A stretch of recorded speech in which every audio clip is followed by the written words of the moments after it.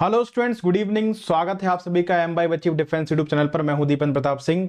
तो आज है 8 जुलाई और 1 सितंबर को हमारा CDS 2 2024 का पेपर है। तो बहुत सारे बच्चे मुझसे पूछ रहे थे कि सर अब रिवीजन कैसे किया जाए मैथ्स के अंदर।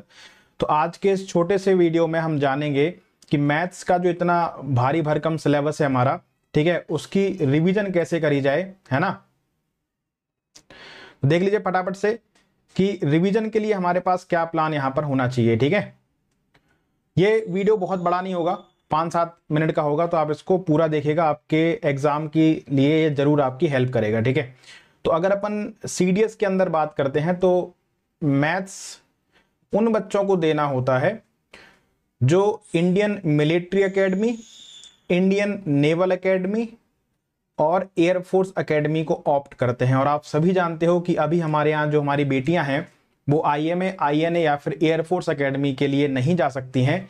यानी कि यहाँ पर केवल और केवल ये बॉयज के लिए ही ऑप्ट है, यानी लड़के ही अभी इसको ऑप्ट कर सकते हैं। आगे आने वाले समय में मुझे पूरा पूरा यकीन है कि लड़कियों के लिए भी होना चाहिए, क्योंकि दोनों बराबर हैं। ठीक है ना।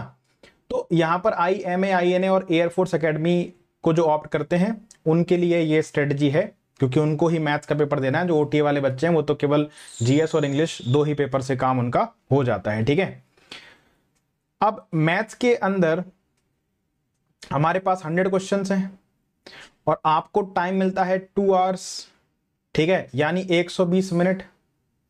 एक मैं इसकी स्ट्रेटजी भी बता दूंगा कि जो पेपर आपका बहुत नजदीक आ जाएगा तो पेपर कैसे सॉल्व करना है, उसकी स्ट्रेटजी मैं आपको बताऊंगा। अभी जरूरत नहीं, अभी आप पहले रिवीजन पे ध्यान दीजिए। ठीक है ना। तो मैं ऐसा मान करके चल रहा हूं कि आपका जो सिलेबस है वो या तो कंप्लीट हो गया होगा, ठीक है ना, यानी कि जो कॉन्सेप्ट की आपकी चीजें हैं, जो आपका बेस है वो आपका या तो बन चुका होगा या फिर आप जुलाई के लास्ट तक बना लेंगे, ये मैं मान करके चल रहा हूं। ठीक है, तो अब रिवीजन कैसे करें। तो जैसे मान लीजिए मैंने परसेंटेज चैप्टर पढ़ा, ठीक है, परसेंटेज चैप्टर पढ़ा। मान लीजिए मेरा बैच स्टार्ट हुआ था 3 महीने पहले और मेरी पहली क्लास उसमें परसेंटेज की थी। अब 3 महीने पहले परसेंटेज मैंने पढ़ा था, ठीक है। अब परसेंटेज के मैंने टाइप वाइज जो कॉन्सेप्ट है कि भाई टाइप 1 क्या है इसमें, है ना। टाइप 1 हो गया आपका इनकम एक्सपेंडिचर वाला, ठीक। फिर टाइप 2 आपका इसमें इलेक्शन वाले सवाल हो गए, फिर इसमें पास फेल वाले सवाल हो गए, वेन डायग्राम वाले सवाल हो गए इसमें, है ना। तो कई सारे टाइप हैं। तो टाइप 1, टाइप 2, टाइप 3, यानी कि सारे टाइप पता होना चाहिए मुझे कि परसेंटेज अगर अपन चैप्टर पढ़ रहे हैं तो ये टाइप के सवाल यहां पर आते हैं। तो टाइप मुझे पता होना चाहिए हर एक चैप्टर का। मैं एग्जाम्पल की बात कर रहा हूं परसेंटेज की, ठीक है। अब जब मुझे टाइप पता है तो उनकी मैंने प्रैक्टिस अच्छे से की होगी। जब हम पढ़ते हैं तो ऐसे ही पढ़ते हैं कि हम परसेंटेज स्टार्ट किया, उसका बेसिक किया, फिर टाइप वाइज क्वेश्चंस कराए और क्लास में अपन ने एक एक दो दो एग्जाम्पल, 3-3, 4 एग्जाम्पल कर लिए और उसकी मैंने आपको शीट दे दी, आपने उसमें प्रैक्टिस कर ली। अब उस समय तो परसेंटेज अच्छा हो गया था, लेकिन अब उसको 3 महीने हो गए, तो हो सकता है कि मुझे परसेंटेज का कोई ऐसा सवाल हो टेक्निकल जो ना बने, जो अच्छा लेवल का सवाल था, जो आपके प्रीवियस ईयर क्वेश्चन में आपने सॉल्व किया, वो हो सकता है ना बना हो, या मॉक टेस्ट लगाया हो ना बना हो। ठीक है ना। तो अब क्या करना है, जैसे परसेंटेज आपने उठाया तो एक तो आपको टाइप, सबसे पहले आपने रिवीजन स्टार्ट किया तो परसेंटेज का जो भी टाइप है वो देख लिया कि ये टाइप के सवाल होते हैं, इसके बाहर कुछ भी नहीं आता CDS के पेपर में, ठीक है। उसके आपने प्रैक्टिस देख ली, क्वेश्चंस आपने लगाए हुए हैं।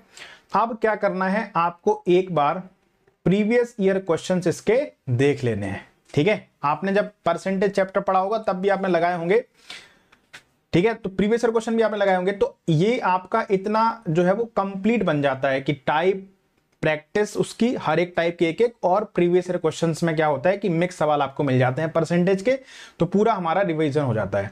अब सर प्रीवियस ईयर क्वेश्चन कहां से लगाएं, तो आप 2016 से लगा सकते हो और 2024 तक, इतने पेपर अगर आपने लगा लिए तो मोर देन इनफ है, ठीक है। अच्छा, अब जो बच्चे जिनका थोड़ा सा मैथ्स के अंदर कॉन्फिडेंस नहीं आता है तो वो अरिथमेटिक से स्टार्ट करो, ठीक है। कोई बात नहीं, वेटेज कम है, लेकिन आप मैथ्स के अंदर जो कॉन्फिडेंस है वो अरिथमेटिक से लेकर के आ सकते हो। और अरिथमेटिक में आप स्टार्ट करो टाइम एंड वर्क से, टाइम एंड वर्क से स्टार्ट करो, ठीक है। फिर आप टाइम एंड वर्क से स्टार्ट करने के बाद फिर आप कोई भी चैप्टर लगा लो, फिर आप एवरेज लगा लो, एवरेज लगा लो, ठीक है। टाइम स्पीड एंड डिस्टेंस लगा लो, फिर परसेंटेज लगा लो, प्रॉफिट एंड लॉस लगा लो, है ना। परसेंटेज हो गया, प्रॉफिट एंड लॉस हो गया, रेशियो हो गया, रेशियो में आपका एज भी आ गया, पार्टनरशिप भी आ गया, मिक्सचर कर लो, ठीक है, मिक्सचर एंड एलिगेशन, ठीक है, SICI। तो ये सारे चैप्टर आप फिर इसके बाद कर लो। टाइम एंड वर्क से स्टार्ट करोगे तो आपका, जिन बच्चों का थोड़ा सा मैथ्स में कॉन्फिडेंस नहीं आता है वो टाइम एंड वर्क से स्टार्ट कर सकते हो, क्योंकि टाइम एंड वर्क सबसे आसान चैप्टर है पूरे अरिथमेटिक का, ठीक है। तो अरिथमेटिक से स्टार्ट करो। जिनका थोड़ा सा है कि भाई मैथ्स में अभी घबराहट है कि वो 1.5 महीने में कर सकते हैं, थोड़ा उन्हें चाहिए कि सर अगर हमें थोड़ा कॉन्फिडेंस आ जाए बना लेते हैं सवाल, लेकिन थोड़ा टाइम लग जाता है, तो टाइम के लिए आपको प्रैक्टिस करनी पड़ेगी, है ना। और प्रैक्टिस करने के लिए आपको पता होना चाहिए सीक्वेंस क्या है। अच्छा, दूसरी बात कि जो बच्चे थोड़े से अच्छे लेवल के हैं, यानी कि जिनको है कि मुझे मैथ्स में है कॉन्फिडेंस लेकिन स्कोर नहीं आ पाता है, ठीक है, तो वो बच्चे एडवांस से शुरू करो, इसमें थोड़ी स्पीड बनाओ। इसमें स्पीड बनाना इसलिए भी कठिन होता है क्योंकि ज्योमेट्री का अगर सवाल आया, ठीक है, तो आपको डायग्राम या तो बना करके देगा या फिर बना करके नहीं देगा। बना करके दिया तो बहुत अच्छी बात है, नहीं देगा तो आपको पहले तो डायग्राम बनाना है। वो डायग्राम पहली बार में ही सही बन जाए, वो तभी बनेगा जब आपकी प्रैक्टिस अच्छी होगी कि माइनर सेगमेंट में एक पॉइंट है, मेजर सेगमेंट में एक पॉइंट है, यानी ऐसी कॉर्ड है जो या तो सेंटर के ऊपर लेनी है या फिर सेंटर के नीचे लेनी है या फिर सेंटर के लेफ्ट में लेनी है, सेंटर के राइट में लेनी है कि नहीं। तो ये सारी बातें जब आप जितनी प्रैक्टिस कर लोगे तो ये उन बातों से क्लियर हो जाती है आपकी। तो यहां पर स्पीड बनाना बड़ा कठिन है ज्योमेट्री में, नहीं, तो इसीलिए हमारा सीडीएस का पेपर क्या होता है, लेंदी हो जाता है, क्योंकि एडवांस हमारा मैक्सिमम पार्ट को कवर करता है।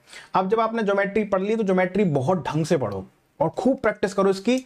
एक जो रिवीजन के लिए क्या करिए कि ट्राइंगल की जितनी थ्योरम्स हैं, लाइन्स एंड एंगल की हैं, पॉलीगन की जितनी थ्योरम्स हैं, क्वाड्रिलेटरल की जितनी थ्योरम्स हैं, सर्कल की जितनी थ्योरम है, उसके एक शॉर्ट नोट बना लो। जैसे कि अर्जुन ने भी बताया था जब अपन ने बात करी थी कि 70+ मार्क्स मैथ्स में कैसे लेकर के आए, तो उसने ही बताया था कि सर मैंने शॉर्ट नोट्स बनाए थे और मैंने बहुत सारे बच्चों से बात करी है, उनके लिए ये रिवीजन में बहुत काम करता है। तो वो थ्योरम आपकी बार बार दिमाग में घूमती रहती है। एक चार्ट लगा लो सामने कि भाई ये थ्योरम हमें मैथ्स के अंदर जरूरत पड़ती है, ठीक है।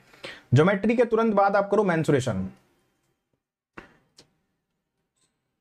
तो पढ़ने का तरीका भाई सारे टाइप वाइज देख लो, ठीक है, कि ट्राइंगल में क्या होता है, इनइक्वालिटी ऑफ ट्राइंगल होती है, फिर इसके बाद सिमिलरिटी ऑफ ट्राइंगल होता है, कांग्रुएंसी ऑफ ट्राइंगल होता है, सेंटर्स ऑफ ट्राइंगल होते हैं, इन सेंटर होता है, सरकम सेंटर होता है, और सेंटर होता है, सेंटर होता है ना। फिर जितने भी थ्योरम्स हैं वो सारी थ्योरम आप इसकी कर लीजिए, उनके जो आपकी पीडीएफ में वो क्वेश्चंस कर लो, प्रीवियस ईयर क्वेश्चन लगा लो, इतना कर लोगे तो आपका रिवीजन ढंग से हो जाएगा। इसके बाद मेंसुरेशन, फिर मेंसुरेशन पढ़ लिया, इसके बाद आप करो टिग्नोमेट्री,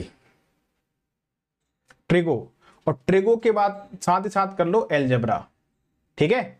और नंबर सिस्टम कहीं भी कर लो, नंबर सिस्टम को बिल्कुल मत छोड़ो क्योंकि ये आपका पूरे मैथ्स के अंदर काम में आएगा, ठीक है। और जैसे ही जिन बच्चों का सिलेबस हो चुका है वो वीक में अभी जुलाई के लिए अपना रिवीजन करते जाओ और वीक में कम से कम 2 मॉक टेस्ट दे लो मैथ्स के। इससे क्या होगा, अब वो मॉक टेस्ट जैसे आप मंडे टू फ्राइडे रिवीजन कर लो, ठीक है, और सैटरडे संडे 2 मॉक टेस्ट दे लो। मॉक टेस्ट क्या होगा, 2 घंटे का होगा, लेकिन उसका एनालिसिस ढंग से करो। ऐसा नहीं कि केवल मॉक टेस्ट दे रहे हैं, एनालिसिस उसका बहुत ढंग से करना है। मेन एनालिसिस होता है कि भाई हमारे 100 क्वेश्चन में हमने 2 घंटे में, आप 120 मिनट का जो टाइम है उसको 120 मिनट ना लेकर के, मैं कहूंगा कि इसको 105 110 मिनट का ही टाइमर आप लेकर के सॉल्व करो, ठीक है। और ओएमआर, एक कोई ओएमआर ले आओ और उसकी फोटोकॉपी करा लो और अपने मॉक टेस्ट में उनसे काम चलाओ, ठीक है। तो मॉक टेस्ट आपने वीकली अभी कर लिए, जुलाई तक 2 मॉक टेस्ट लगा लिए। मंडे टू फ्राइडे आपने अपना रिवीजन कर लिया, सैटरडे संडे को एक मॉक टेस्ट लगा लिया और उसका एनालिसिस ढंग से कर लिया। 2 घंटे का तो आपका पेपर हो गया, उसके एनालिसिस में आप पूरा टाइम दो कि परसेंटेज का सवाल गलत हुआ तो क्यों हुआ, क्या हमारा बेसिक गलत था या फिर हम क्या बोलते हैं कैलकुलेशन में फंसे, हम कहाँ फंसे, ठीक है, या फिर हमने जल्दबाजी में कोई गलती कर दी है तो हमें कैसे करना है। तो जब आप ये 105 110 मिनट में करोगे तो जो टाइम का प्रेशर है वो आपको आदत हो जाएगी कि हमें जल्दी करना है सवालों को, ठीक है ना। और मैथ्स के अंदर कोई और तरीका नहीं है प्रैक्टिस के अलावा स्पीड लाने के लिए, ठीक है, कोई और तरीका नहीं है, केवल प्रैक्टिस ही एक तरीका है, ठीक है। एनालिसिस बहुत ढंग से करना है और फिर जैसे ही अगस्त स्टार्ट हो जाए तो और आप 10 दिन रिवीजन कर लो, 10 अगस्त तक, ठीक है। उसके बाद जो लास्ट के 20 दिन बचते हैं उसमें आप डेली मॉक टेस्ट लगाना स्टार्ट कर दो, क्योंकि अब जितना मेहनत कर लोगे, जितनी प्रैक्टिस कर लोगे, यही आपके एग्जाम के अंदर काम में आएगी, ठीक है ना।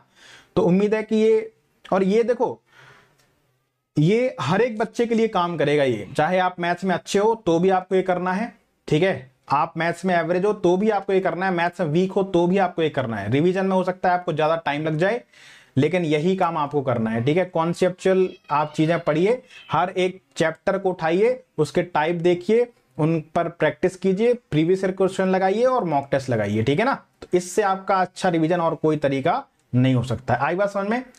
तो ये मेरे हिसाब से आपके लिए स्ट्रेटजी होनी चाहिए आपके मैथ्स के रिवीजन की, ठीक है। बाकी आप मुझे कमेंट बॉक्स में बता सकते हैं अगर आपको कोई डाउट हो, ठीक है। अगर आप M-Vibe के एप्लीकेशन से प्रैक्टिस करना चाहते हैं तो आप 1 ईयर का प्लान परचेज कर सकते हैं। 1.5 मिलियन से ज्यादा क्वेश्चन आपको इस प्लेटफॉर्म पर मिलते हैं। इस पर आपको 20% डिस्काउंट मिल जाएगा। अनलॉक 20 आप कूपन कोड लगा दीजिएगा, ठीक है। अनलॉक 20 ये कूपन कोड आपका 9 जुलाई तक वैलिड रहेगा, ठीक है। बाकी टेलीग्राम से जुड़ जाओ अगर नहीं जुड़े हो। जो भी आपके सेशन, मैं भी ये देखो आपको यूट्यूब पर करा ही रहा हूं, है ना। प्रैक्टिस तो आपकी यूट्यूब पर चल रही है डेली 10 AM, यूट्यूब पर आपका डेली 10 AM चल रहा है, ठीक है। तो इसमें आप जुड़ सकते हो। चैनल को सब्सक्राइब नहीं किया, सब्सक्राइब कर लो ताकि नोटिफिकेशन आपको टाइमली मिल जाए। और ये हमारा M-Vibe अचीव डिफेंस एग्जाम का टेलीग्राम ग्रुप है, इसकी लिंक आपको डिस्क्रिप्शन में मिल जाएगी। और इस वाली जो आपके सेशंस होते हैं इनकी प्लेलिस्ट भी आपको डिस्क्रिप्शन में मिल जाएगी, ठीक है ना। तो मिलते हैं अपन लोग सुबह 10 बजे। और अगर आपका कोई डाउट है तो आप बता दीजिएगा, ठीक है। आप कमेंट बॉक्स में लिख करके बता सकते हैं, मैं उसका रिप्लाई आपको कर दूंगा, ठीक है। जय Hind, Vande Mataram. Keep imbibing. We believe